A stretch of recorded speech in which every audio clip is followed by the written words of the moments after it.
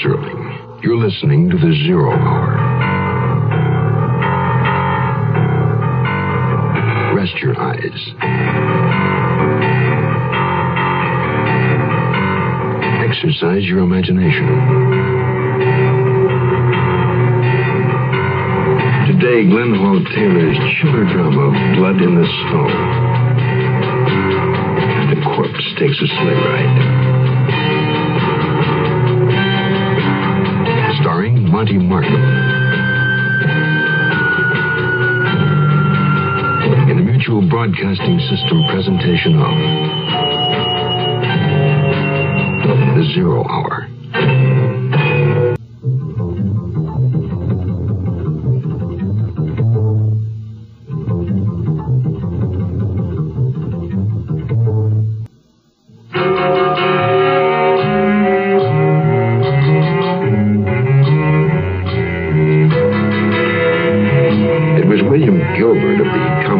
Team of Gilbert and Sullivan, who wrote, "A policeman's lot is not a happy one." And the officer is undoubtedly unhappiest when his neighbors become suspect in a murder case he's handling. Our lawman is the sheriff stationed in the little ski resort town of Putneyville, high in the Sierras. He is on first-name terms with the townspeople, and his duties are ordinarily confined to handling unruly inebriates, ticketing scofflaw motorists, and breaking up fistfights among vacationing, rambunctious young males. On this particular day, his routine was no different from that of any other, until about noon. Then his telephone rang. Sheriff's Office, Bill Minden. A murder. Where? Yes, Mr. Edmonds. I'll be over within 10 minutes. 5 if the old chief will start in this cold weather. Man, oh man. I remember like it was only yesterday how that noonday phone call really shook me. I hadn't had a homicide on my hands since I'd left the Los Angeles Police Department. In L.A., I'd worked my way through from rookie to sergeant. Paid pretty good, but I'm a country boy at heart. I got tired of the smog and the creeps and the junkies. Went the civil service route for this job as sheriff in Putneyville. And the pay is not as good as in L.A., but the air is a whole lot better. Well, I got the Jeep started without too much trouble and headed for the bottom of the ski run with my red flasher blinking and the siren whining. Over here, Sheriff. Thank goodness you're here, Sheriff. Oh, this is awful. Yeah, it's pretty spooky having a sleigh drive up with a dead man holding the reins, even if you're not sober. You mean the mare found her way here with him dead in the sleigh? Yeah. She came to a stop right where she is now. We were sitting by the campfire. First, we thought Jim had fallen asleep. I reached up and shook his arm, and he toppled over on the seat like he is now. That's when I called you. Now, when he rolled over, I thought he was stoned. And you said his name was Jim? Jim who? Jim Stanley. He's an attorney. Lives in Los Angeles. He and his girl came up for the weekend. Where's she? Who knows? Had they been quarreling or anything? I don't know. We hadn't seen them since early morning. Yeah, that's right. I saw him. Jim and Elsa drove by in a sleigh about an hour before a horse brought it back. They were heading towards town, and they were fighting like a couple of cats over a doggy bag. What were they fighting about? I don't know. All I heard was Elsa screaming, "I'm leaving at once!" You know, real dramatic, like Betty Davis on The Late Show. And then she yelled, "Half-Pa Kitty, pack my clothes!" Is he the fellow who manages the camp cottages? Yeah, that's the guy. Are you sure you called me as soon as you found out he was dead? Yes, Sheriff. The minute he toppled over, I ran to the phone in the lobby of the ski lodge. That's right. Old Bob was in there quicker than you could say whatever it is you say when you're quicker than. Well, if you did call right away, it's just possible the sleigh could have gotten back here after Mr. Stanley had sent her off on the morning train. Yeah, could be. Well, the bullet wasn't fired up close. Oh? How can you tell? The gun's fired at close range. The hole it makes is bigger around than the bullet. This one can't be more than a .38 caliber. Maybe even a .32. Well, it's possible. Oh, you don't run into too many of them. By the way, you folks know where the girlfriend of the deceased can be reached? You have Elsa's Hollywood address, haven't you, Sally? It's in my address book in the cottage. I'd like to have it if you don't mind. And I'd appreciate it if you folks stuck around. As a matter of fact, I'm afraid I have to insist on it. Yes, of course we'll stay, Sheriff. You can always find me in the bar. The way you're going, friend, you're apt to wind up under it. This altitude, too much sauce kind of makes your breath come in short pants. As my daddy used to say. Well, altitude don't bother me any. I'm used to being high. Well, just be careful you don't pass out in the snow.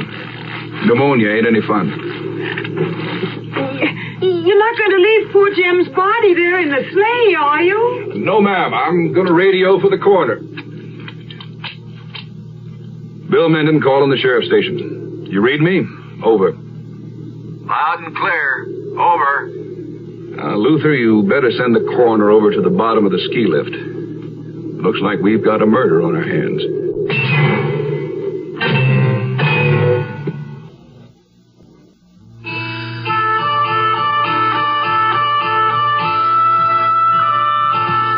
Well, the coroner examined the body, and his conclusions were about the same as mine. We took the body back to town, and I got the 3 skiers into my office, questioned them, and made out the reports. Turned out that the sober fellow and the girl who'd met me at the ski slope were Mr. and Mrs. Robert Edmonds. The fellow that'd been a little buzzed, the one they called Chuck, was Charles Dixon. Like Jim Stanley and Elsa Morgan, they were all from Los Angeles. All 3 of them seemed cooperative, but I wasn't getting enough information. So the next morning, I drove up to Pa Kenny's cottage camp. Figured he might know something.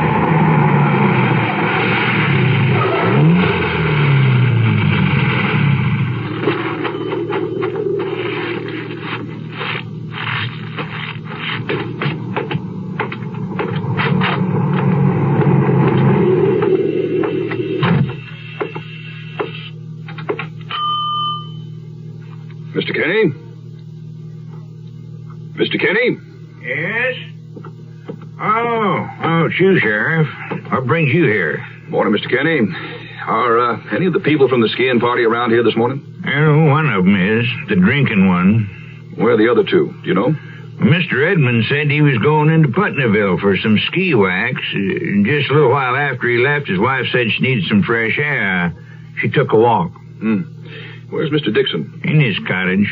Hey, if you come up here about the shooting last night, wouldn't do no harm talk to him. Oh, about what?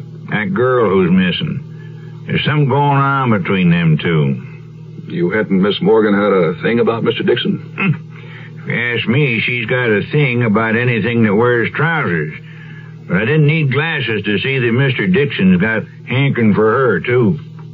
You think maybe he wanted Mr. Stanley out of the way? Wouldn't put it past him. Well, I'll talk with him. But we don't want to accuse anybody until we can tie him in with the murder. So far, I haven't found a motive and haven't even been able to find the gun Mr. Stanley was killed with. Hello, Sheriff. Hello, Mr. Kinney. I thought my wife might be in here. Yeah, she went for a walk right after you left. Oh. Well, I guess I'll go back out and take a look around.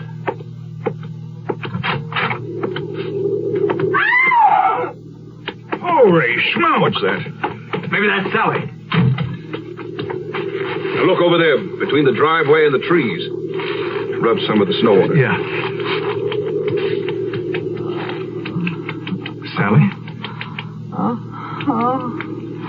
Sally, what happened? It's you, Bob. Yes, Thank Jim. heaven. What happened, Mrs. Edmonds? Did you get him, Sheriff? Who are you talking about, Mrs. Edmonds? Well, I was walking along here when a man came out of the underbrush at the edge of the woods. Over there. Yes? And he was carrying Elsa in his arms. Elsa? Are you sure? Yes. I recognized her clothes. I called out to him, and he turned, and then he began to come toward me. I started to run from him, but I stumbled, and I became so frightened. I just fainted, that's all. Miss Edmonds, did you recognize him? Yes. He's the man who did our jobs for Jim Stanley. Jim was building a vacation lodge on that acreage he owned up near the summit. That'd be Burnett. Yeah, that's his name. Jim fired him yesterday. I hear they had quite a row. I'll take a run up to Burnett's cabin and have a talk with him. I got in the Jeep and bounced my way up to Burnett's cabin. I pulled to a stop and snuck up to the front door. I stood to one side in case he might be in a shooting mood. I pushed it open. Nothing happened. I eased it open wider and looked all around the single room. Burnett sure wasn't in there, but Elsa Morgan was, and she was dead.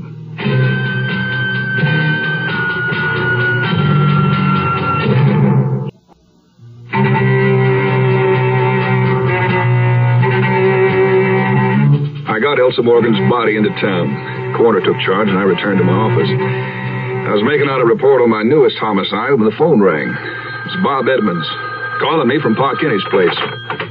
Sheriff, I thought you ought to know. When Chuck Dixon heard about Elsa's body being found in Burnett's cabin, he tore out of here like a madman. Said he was going to find the man who killed her. He has a gun with him. Sheriff, how was Elsa killed? She was shot. Coroner thinks it may be the same gun that killed Stanley. She'd been dead for some time, it appears. Then she'd been killed before Sally saw her being carried up the road? That's what I'd guess. Any idea where Burnett might be now? No, not the slightest. Well, Mr. Edmonds, thanks for calling. I guess I'll have to be a one-man dragnet and try to find him. Goodbye. Hello, Sheriff. Hello, Burnett. I was just about to go looking for you. Yeah, I figured it would. Sooner or later, come to give myself up. Oh, I ain't done nothing wrong, you understand, but I got things to tell you. Like what? Well, today I'm out working my trap line, about noon it was, and I hear shots, 2 shots. I think it's hunters, so I pay no attention. I keep walking down the ravine, following my line, and pretty soon I find a revolver lying there in the snow, right by one of my traps it was, like it had been thrown there. Then what? I puts the gun in my pocket and keeps walking the line. A few minutes later, I find this girl's body propped up against a snowbank. I recognize her as the girl Mr. Stanley brought with him this trip. Miss Morgan? Yeah, she's been shot. So I picks her up to take her to my cabin. And Burnett, why didn't you take her to Pa Kinney's, where you knew she belonged? Oh, I stay away from there, believe me. After he fired me, Mr. Stanley threatened to make things so tough for me if I ever showed up there again. And you were taking her to your cabin when you met the other woman, Mrs. Edmonds, near the woods? Yeah, that's right. I tried to stop her, tell her what happened, but she spooked and run away from me. So I keep on walking to my cabin, leave the girl there, come down here to the village to tell you about it. And where's the gun now, Burnett? Still in my pocket. There you are, Sheriff. Thanks. 2 rounds fired.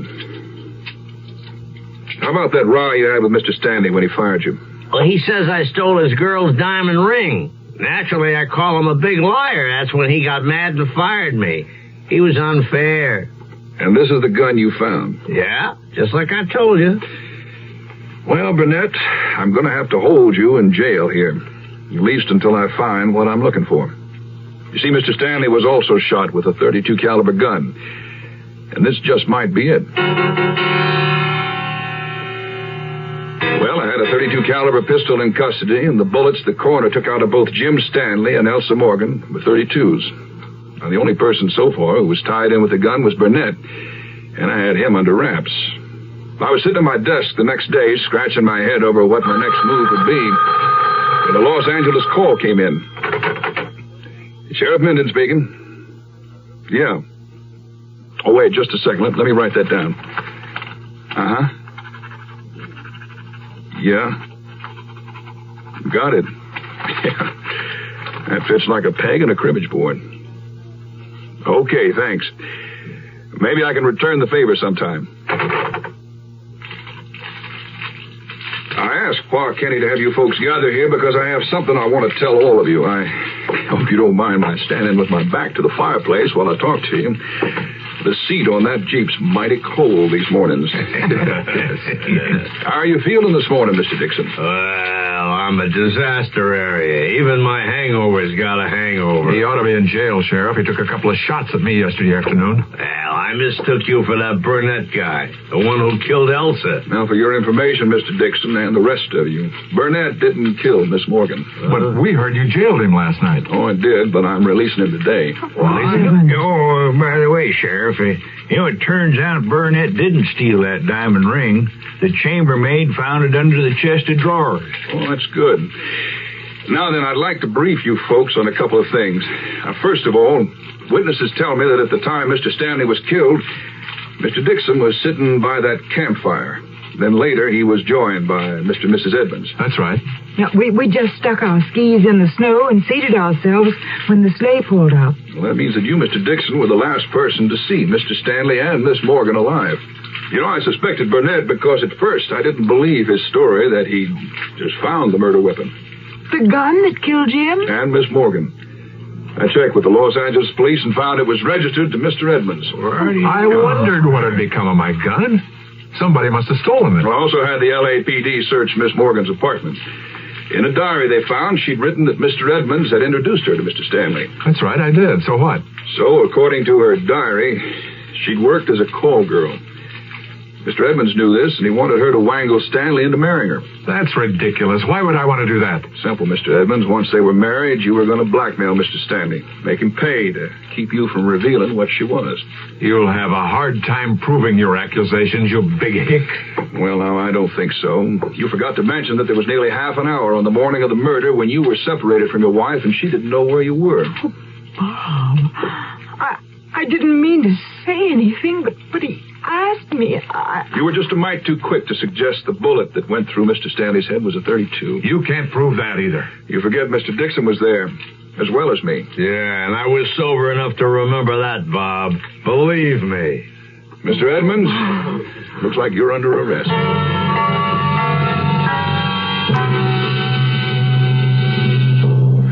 I'm Rod Serling. Close your eyes, exercise your imagination, and join us again on our next presentation of The 0 Hour. The Corpse Takes a Sleigh Ride is an original radio drama adapted by Glenn Hall Taylor. Monty Markham was heard as Bill Minden. Featured in the cast were Olin Soul, Betty Lou Gerson, Jerry Hausner, and Tyler McVeigh. 0 Hour, created by J.M. Colas, directed by Don Hills, is produced in Hollywood for the Mutual Broadcasting System by Radio Productions Incorporated. Music is composed and conducted by Stanley D. Hoffman. Rochelle Sherman, associate producer. This has been a presentation of the Mutual Broadcasting System.